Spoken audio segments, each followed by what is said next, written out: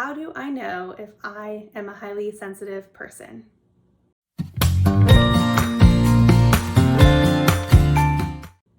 Hi there, I'm Amy Lajeunesse, the founder and creator of highlysensitiveparenthood.com, an online resource center for highly sensitive and empath parents.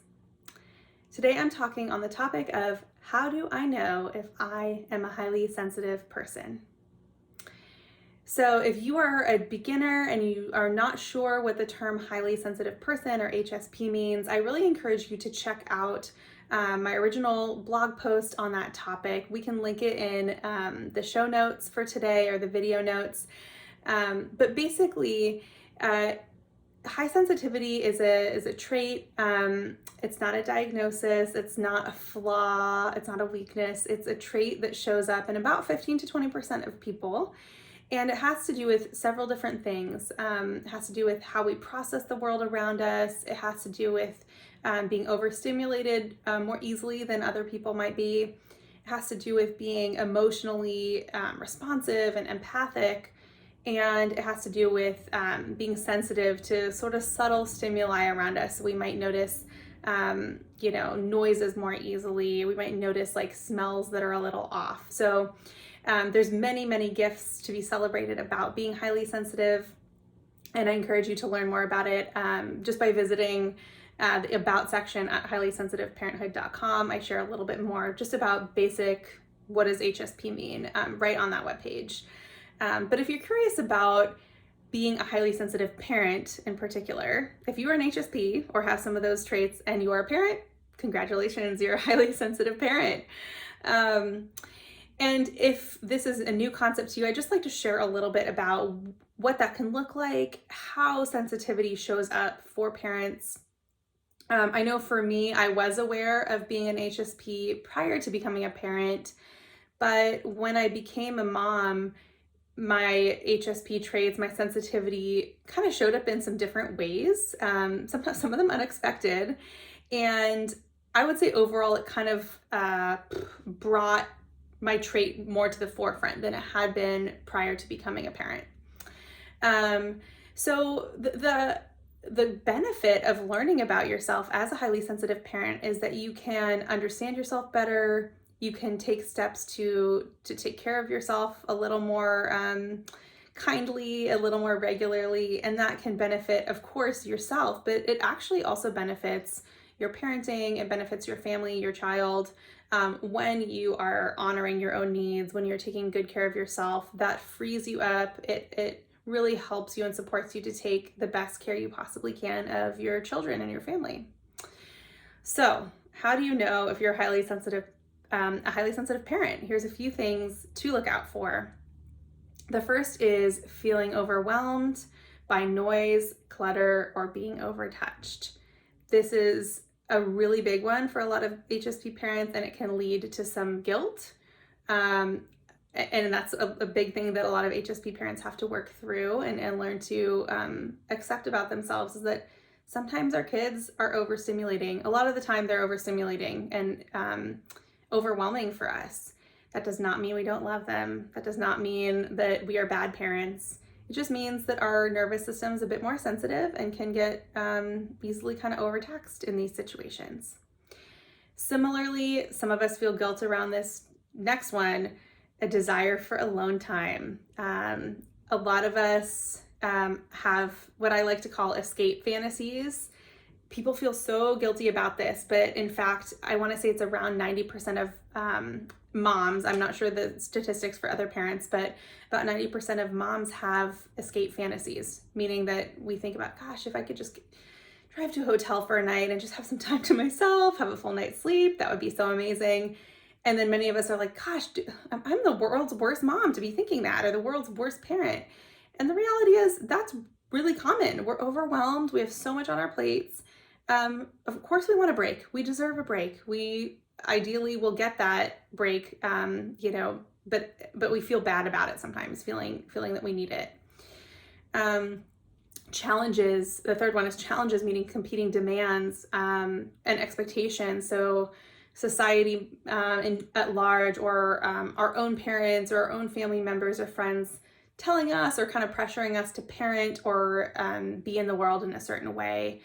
That can be very stressful for HSP parents.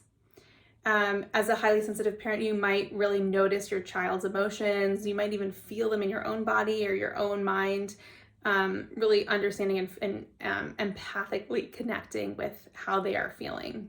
That's a hallmark of being a highly sensitive parent.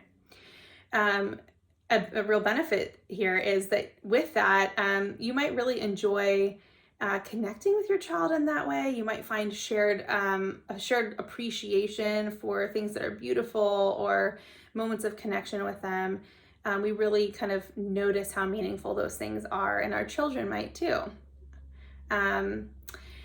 Lastly, I'm just going to repeat what I said earlier because it's so important, and it really, to me, is kind of the first sign that I usually see that somebody is a highly sensitive parent, which is just that they're overstimulated. We are overstimulated and anxious when there's a lot of things going on around us. So, for example, our child crying, our baby, blabbering, blah, blah, blah, blah, blah, our kids tugging at us or tapping at us. I've told my kids a bunch of times, hey, please, instead of saying, mommy, mommy, mommy, please just put your hand on me gently and say, mommy, and then wait until I reply.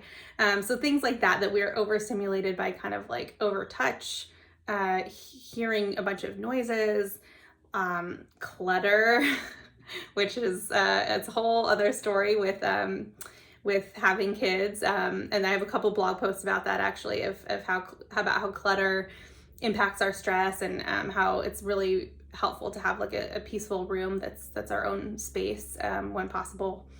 Being hungry, being sleepy, being thirsty, being hot, being too cold, being sweaty, all of these things, they're hard, they're annoying for everyone to some extent, but for HSPs, they really impact us more than they do non-HSPs. For example, I'm recording this at the end of summer. It's like just cool enough for me to wear a little sweater today.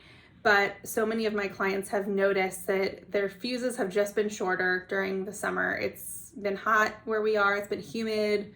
We're sweaty. We're sticky. We're not comfortable. And that really impacts our stress levels and our overwhelm when we are not comfortable feeling in our body. So if any of these resonate with you, just know that you are in really good company. And I hope that you recognize some of the gifts of being a highly sensitive parent. My goal here in recording these learnings for you and in offering the resources on highlysensitiveparenthood.com is threefold. The first is to help you understand that you are not alone in your journey as a highly sensitive parent. The second is for you to learn to recognize and celebrate the gifts of being highly sensitive. And the third is to help you to compassionately support and respond to the challenges that come with being highly sensitive. I'm not guaranteeing that they'll go away, but I am here to support you in learning about what those challenges might be, and in taking some really practical steps towards reducing how intense they are and how much they impact you and your parenting journey. So if you are interested in learning more about how your sensitivity intersects with being a parent and just navigating life and parenting, I really encourage you to check out highlysensitiveparenthood.com. I have plenty of resources there, including my blog and my Highly Sensitive Parenthood Toolkit, which is a nice short introduction, really low cost, about how the HSP trait shows up in parenting and parenthood.